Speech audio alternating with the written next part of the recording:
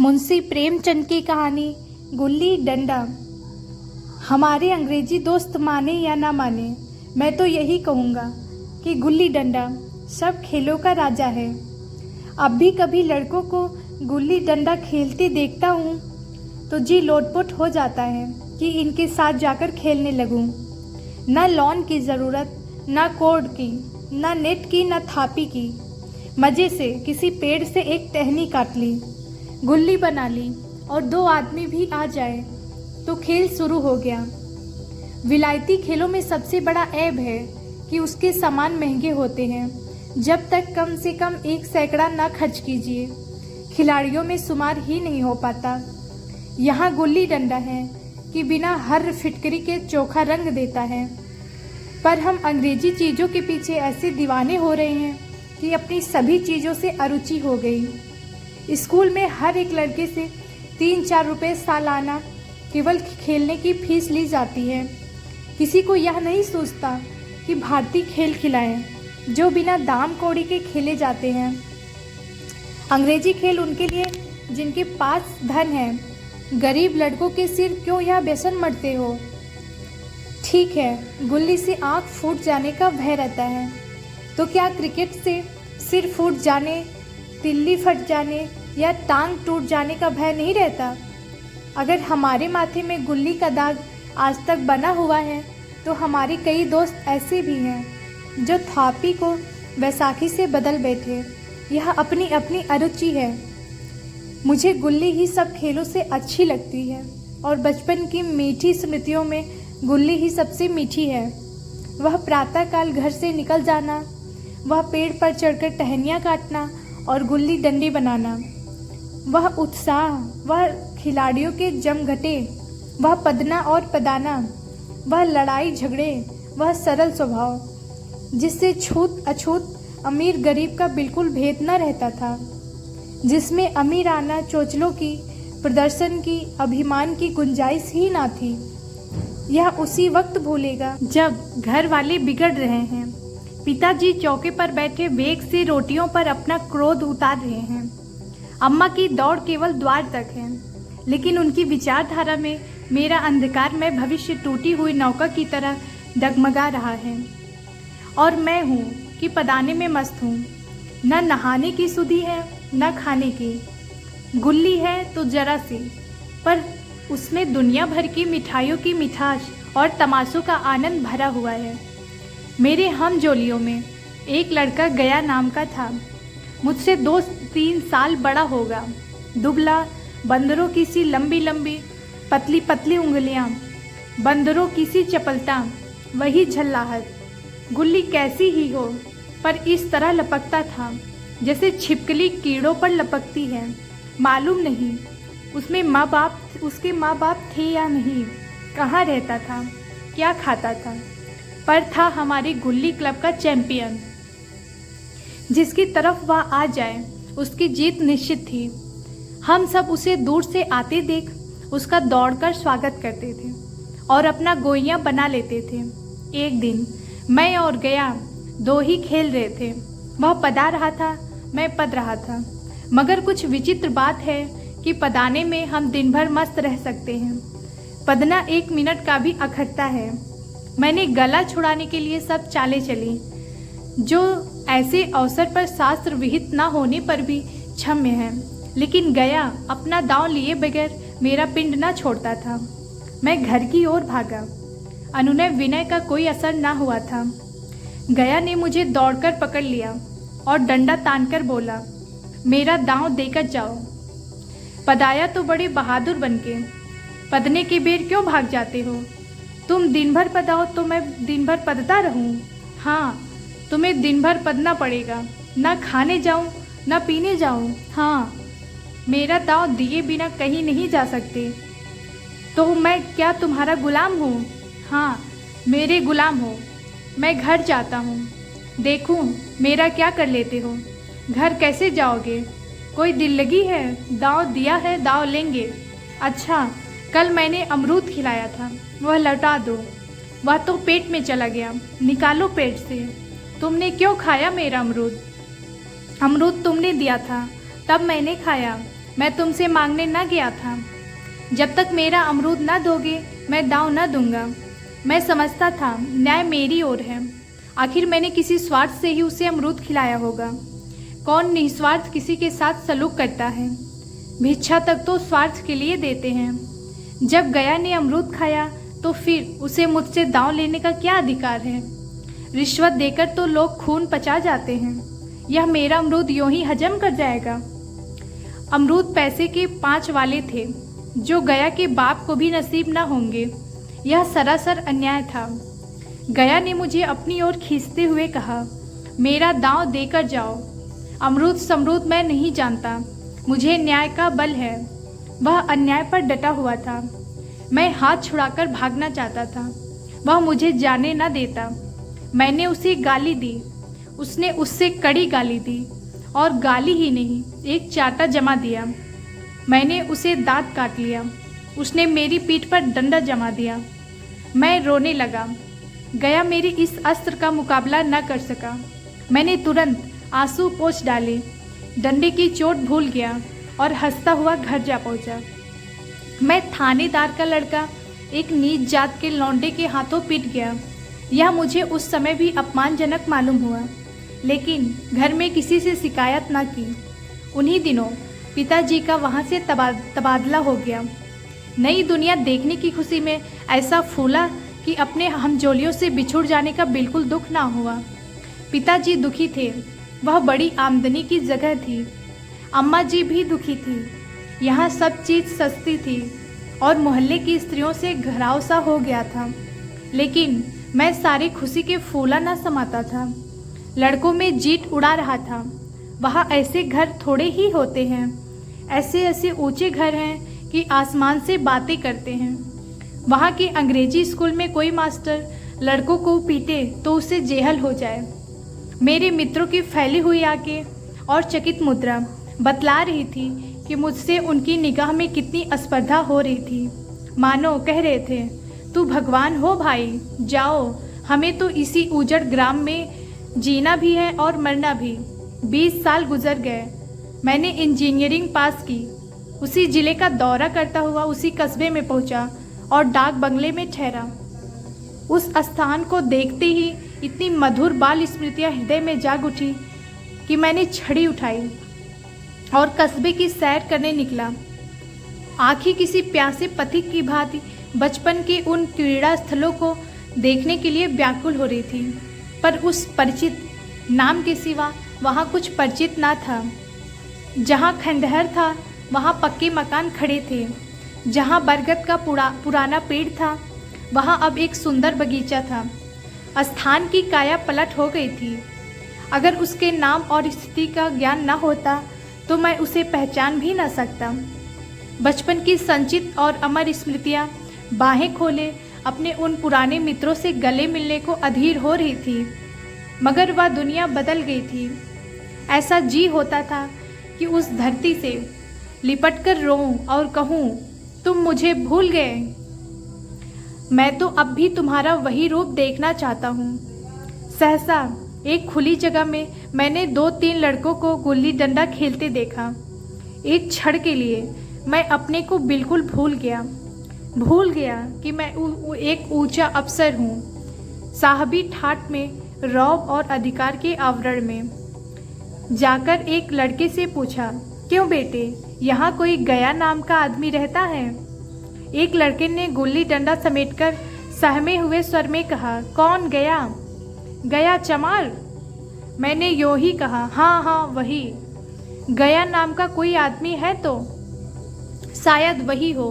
हाँ है तो जरा उसे बुला सकते हो? लड़का दौड़ता हुआ गया और एक क्षण में 5 हाथ के काले देव को साथ लिए आता दिखाई दिया। मैं दूर से ही पहचान गया। उसकी ओर लपकना चाहता था कि उसके गले लिपट जाऊं, पर कुछ सोच कर रह गया। बोला, कहो गया, मुझे पहचानते हो? गया ने झुककर सलाम किया। हाँ मालिक, भला पहचानूंगा क्यों नहीं। आप मज़े में हो? बहुत मज़े में। तुम अपनी कहो।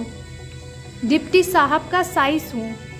मतई, मोहन, दुर्गा सब कहाँ हैं? कुछ खबर है? मतई तो मर गया, दुर्गा और मोहन दोनों डाकिया हो गए।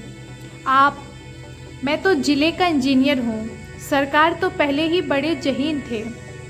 अब कभी गुल्ली डंडा खेलते हो गया? गया ने मेरी ओर प्रश्न भरी आंखों से देखा। अब गुल्ली डंडा क्या खेलूंगा सरकार, अब तो धंधे से छुट्टी नहीं मिलती। आओ आज हम तुम खेलें, तुम पदाना हम पदेंगे, तुम्हारा एक दांव हमारे ऊपर है, वह आज ले लो। गया बड़ी मुश्किल से राजी हुआ। वह ठहरा टके का मजदूर और मैं एक बड़ा अफसर, हमारा और उसका क्या जोड़। बेचारा छेप रहा था, लेकिन मुझे भी कुछ कम छेप ना थी। इसलिए नहीं कि मैं गया के साथ खेलने जा रहा था, बल्कि इसलिए कि लोग इस खेल को अजूबा समझकर इसका तमाशा बना लेंगे और अच्छी खासी भीड़ लग जाएगी। उस भीड़ में वह आनंद कहाँ रहेगा। पर खेले बगैर तो रहा नहीं जाता। आखिर निश्चय हुआ कि दोनों जने बस्ती से बहुत दूर खेलेंगे और बचपन की उस मिठाई को खूब रस लेकर खेलेंगे। मैं गया को लेकर डाक बंगले पर आया और मोटर में बैठकर दोनों मैदान की ओर चले। साथ में एक कुल्हाड़ी ले ली। मैं गंभीर भाव धारण किए हुए था, लेकिन गया इसे अभी तक मजाक ही समझ रहा था। फिर भी उसके मुख पर उत्सुकता या आनंद का कोई चिन्ह न था। शायद वह हम दोनों में जो अंतर हो गया था, यही सोचने में मगन था। मैंने पूछा, तुम्हें कभी हमारी याद आती थी गया? सच कहना। गया छेपता हुआ बोला, मैं आपको याद करता हजूर, किस लायक हूँ। भाग में आपके साथ कुछ दिन खेलना बदा था। नहीं, मेरी क्या गिनती। मैंने कुछ उदास होकर कहा, लेकिन मुझे तो बराबर तुम्हारी याद आती थी। तुम्हारा वह डंडा जो तुमने तानकर जमाया था, याद है ना?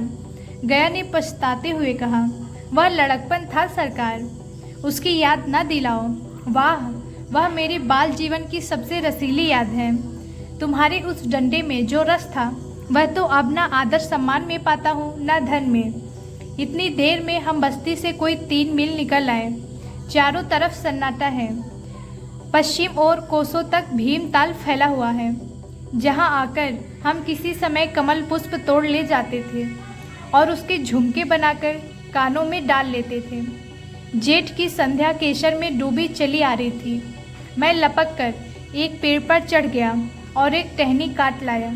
चटपट गुल्ली डंडा बन गया। खेल शुरू हो गया।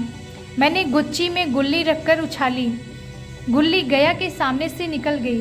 उसने हाथ लपकाया जैसे मछली पकड़ रहा हो। गुल्ली उसके पीछे जाकर गिरी। वह वहीं गया है जिसके हाथों में गुल्ली जैसे आप ही आकर बैठ जाती थी। वह दाहिने बाएं कहीं हो, गुल्ली उसकी हथेली में ही पहुंचती थी, जैसे गुल्लियों पर वशीकरण डाल देता हो। नई गुल्ली, पुरानी गुल्ली, छोटी गुल्ली, बड़ी गुल्ली, नोकदार गुल्ली, सपाट गुल्ली, सभी उससे मिल जाती थी, जैसे उसके हाथों में कोई चुंबक हो, गुल्लियों को खींच लेता हो। लेकिन आज गुल्ली को उससे वह प्रेम नहीं रहा। फिर तो मैंने पदाना शुरू किया। मैं तरह तरह की धांधलियाँ कर रहा था। अभ्यास की कसर बेईमानी से पूरी कर रहा था। हुच जाने पर भी डंडा खेले जाता था। हालांकि शास्त्र के अनुसार गया की बारी आनी चाहिए थी। गुल्ली पर ओछी चोट पड़ती और वह जरा दूर पर गिर पड़ती तो मैं झपट कर उसे खुद उठा लेता और दोबारा टाँट लगाता। गया यह सारी बेकायदगियाँ देख रहा था, पर कुछ न बोलता था, जैसे उसे वह सब कायदे कानून भूल गए। उसका निशाना कितना अचूक था। गुल्ली उसके हाथ से निकलकर तन से डंडे से आकर लगती थी। उसके हाथ से छूटकर उसका काम था डंडे से टकरा जाना। लेकिन आज वह गुल्ली डंडे में लगती ही नहीं। कभी दाहिने जाती है, कभी बाएं, कभी आगे, कभी पीछे। आधे घंटे पदाने के बाद यह गुल्ली डंडे में आ गई। मैंने धांधली की। गुल्ली डंडे में नहीं लगी, बिल्कुल पास से गई, लेकिन लगी नहीं। गया ने किसी प्रकार का असंतोष प्रकट नहीं किया। ना लगी होगी, डंडे में लगती तो क्या मैं बेईमानी करता? नहीं भैया, तुम भला बेईमानी करोगे। बचपन में मजाल था कि मैं ऐसे घपला करके जीता बचता। यही गया गर्दन पर चढ़ बैठता, लेकिन आज मैं उसे कितनी आसानी से धोखा दिए जाता था। गधा है, सारी बातें भूल गया। सहसा गुल्ली फिर डंडे से लगी और इतनी जोर से लगी जैसे बंदूक छूटी हो। इस प्रमाण के सामने अब किसी तरह की धांधली करने का साहस मुझे इस वक्त भी ना हो सका। लेकिन क्यों ना एक बार सबको झूठ बताने की चेष्टा करूं। मेरा हरज की क्या है। मान गया तो वाह वाह, नहीं तो 2-4 हाथ पदना ही तो पड़ेगा। अंधेरा का बहाना करके जल्दी से छुड़ा लूँगा, फिर कौन दांव देने आता है। गया ने विजय के उल्लास में कहा लग गई, तन से बोली। मैंने अनजान बनने की चेष्टा करके कहा, तुमने लगते देखा? मैंने तो नहीं देखा। तन से बोली है सरकार, और जो किसी ईंट से टकरा गई हो। मेरे मुख से यह वाक्य उस समय कैसे निकला, इसका मुझे खुद आश्चर्य है। इस सत्य को झुठलाना वैसे ही था जैसे दिन को रात बताना। हम दोनों ने गुल्ली को डंडे में जोर से लगते देखा था, लेकिन गया ने मेरा कथन स्वीकार कर लिया। हाँ, किसी ईंट में ही लगी होगी। डंडे में लगती तो इतनी आवाज़ ना आती। मैंने फिर पदाना शुरू कर दिया, लेकिन इतनी प्रत्यक्ष धांधली कर लेने के बाद गया की सरलता पर मुझे दया आने लगी। इसीलिए जब तीसरी बार गुल्ली डंडे में लगी तो मैंने बड़ी उदारता से दांव देना तय कर लिया। गया ने कहा, अब तो अंधेरा हो गया है भैया, कल पर रखो। मैंने सोचा कल बहुत समय होगा, यह न जाने कितनी देर पदाए, इसीलिए इसी वक्त मुआमला साफ कर लेना अच्छा होगा। नहीं, अभी बहुत उजाला है, तुम अपना दांव ले लो, गुल्ली सूझेगी नहीं, कुछ परवाह नहीं। गया ने पदाना शुरू किया, पर उसे अब बिल्कुल अभ्यास ना था। उसने 2 बार टाट लगाने का इरादा किया, पर दोनों ही बार हुच गया। 1 मिनट से कम में वह दांव खो बैठा। मैंने अपनी हृदय की विशालता का परिचय दिया। एक दांव और खेल लो, तुम तो पहले ही हाथ में हुच गए। नहीं भैया, अब अंधेरा हो गया, तुम्हारा अभ्यास छूट गया। कभी खेलते नहीं, खेलने का समय कहाँ मिलता है भैया। हम दोनों मोटर पर जा बैठे और चिराग जलते जलते पड़ाव पर पहुँच गए। गया चलते चलते बोला, कल यहाँ गुल्ली डंडा होगा, सभी पुराने खिलाड़ी खेलेंगे, तुम भी आओगे? जब तुम्हें फुर्सत हो तभी खिलाड़ियों को बुलाओ। मैंने शाम का समय दिया और दूसरे दिन मैच देखने गया। कोई 10-10 आदमियों की मंडली थी। कई मेरे लड़कपन के साथी निकले, अधिकांश युवक थे जिन्हें मैं पहचान न सका। खेल शुरू हुआ। मैं मोटर पर बैठा बैठा तमाशा देखने लगा। आज गया का खेल, उसका नैपुण्य देखकर मैं चकित हो गया। टाट लगाता तो गुल्ली आसमान से बातें करती। कल की सी वह झिझक, वह हिचकिचाहट, वह बेदिली आज न थी। लड़कपन में जो बात थी, आज उसने प्रौढ़ता प्राप्त कर ली थी। कहीं कल इसने मुझे इस तरह पदाया होता तो मैं जरूर रोने लगता। उसके डंडे की चोट खाकर गुल्ली 200 गज की खबर लाती थी। बदले वालों में एक युवक ने कुछ धांधली की। उसने अपने विचार में गुल्ली लपक ली थी। गया का कहना था गुल्ली जमीन में लगकर उछली थी। इस पर दोनों में ताल ठोकने की नौबत आई है। युवक दब गया। गया का तमतमाया हुआ चेहरा देखकर डर गया। अगर वह दब न जाता तो जरूर मारपीट हो जाती। मैं खेल में ना था, पर दूसरों के इस खेल में मुझे वही लड़कपन का आनंद आ रहा था जब हम सब कुछ भूलकर खेल में मस्त हो जाते थे।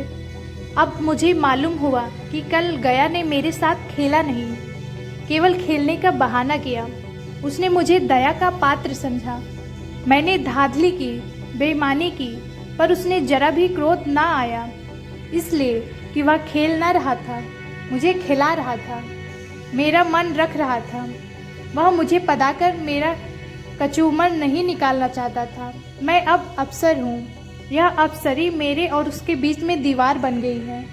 मैं अब उसका लिहाज पा सकता हूँ, अदब पा सकता हूँ, साहचर्य नहीं पा सकता। लड़कपन था तब मैं उसका समकक्ष था। यह पद पाकर अब मैं केवल उसकी दया योग्य हूँ। वह मुझे अपना जोड़ नहीं समझता। वह बड़ा हो गया है, मैं छोटा हो गया हूँ।